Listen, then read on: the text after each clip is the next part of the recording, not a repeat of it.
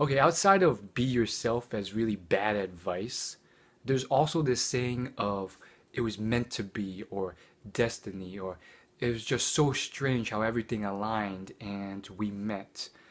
So these things are used a lot by girls and oftentimes they'll be like, "Oh, it was just meant to be," or sometimes they'll be like, "Okay, if it's meant to be, it's meant to be and we'll see each other again," or something along those lines. Um, if they don't want to proceed with you initially. And sometimes, they're just saying that to say that. And other times, they just don't want you around. But I just think it's the whole concept is kind of ridiculous, in fact. And I hear it a lot from guys and girls. And it is horrendous because, I mean, there's so many people who are just like, oh, it's meant to be, or it'll happen, and they don't take any action to improve their lives. I could literally play video games in my room all day, like many others do, and just say, it's meant to be. And guess what? Probably nothing will happen. Very rarely. And if I get lucky, perhaps, you know, my family or someone else may just realize that I'm just completely screwed and they might set me up out of pity with someone who's maybe mediocre at best. So I see this all the time, and I remember this one barber. He was a great guy. He was cutting my hair, and I talked to him, and he was just like, you know, pretty old right now. And I asked him, and he pretty much eventually told me that it just wasn't in the cards for him with women.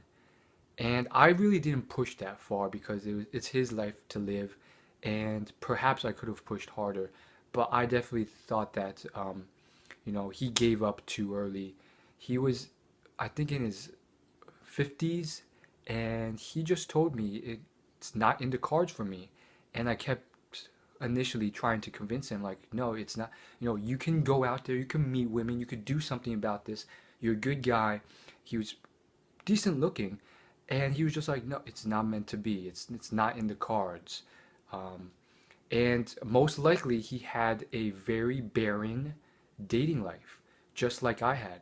And I mean, this whole destiny stuff, I do think it can really restrict you. If you start believing that you don't have a certain level of free will to take action and change your life, I mean, there are certain situations where your life situation is just completely out of your control. That happens in life. Think the Holocaust. Think about all those Jews who were imprisoned and then killed off. Their chances of surviving and maybe marrying a woman or even going on dates were slim to none.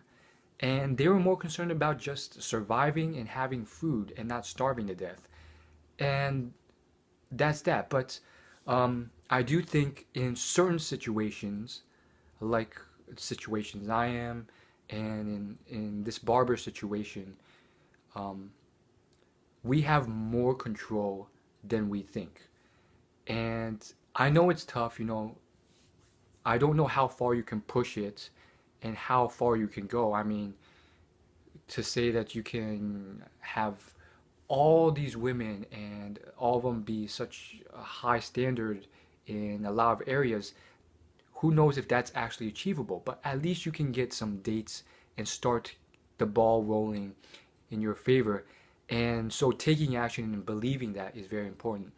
I've read a lot of these books and they reference this concept a lot, and it's called something like learned helplessness.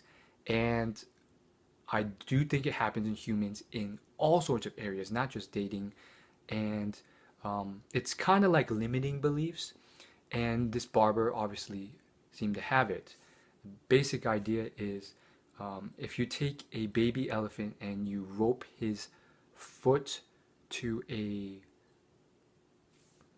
little peg in the ground, he will try for hours trying to escape.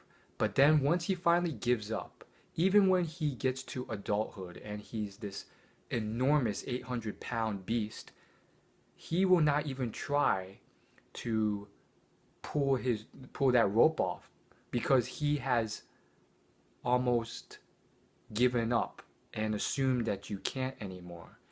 And so he hasn't really assessed that, things have changed, I've gotten a lot bigger, and that's why you will see these giant elephants with these tiny little ropes attached to this tiny little peg that can't seem to really keep them down.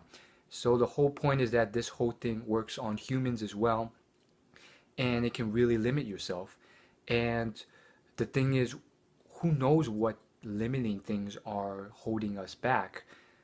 Things like I can't survive, or I will starve to death, or I can't take these risks because I have these things to pay, or I can't travel because it costs too much, or I can't, quit my job because I don't think I can find anything else, or I I think I'm bound to this area, or who knows what other things restrict us in so many ways that aren't true at all.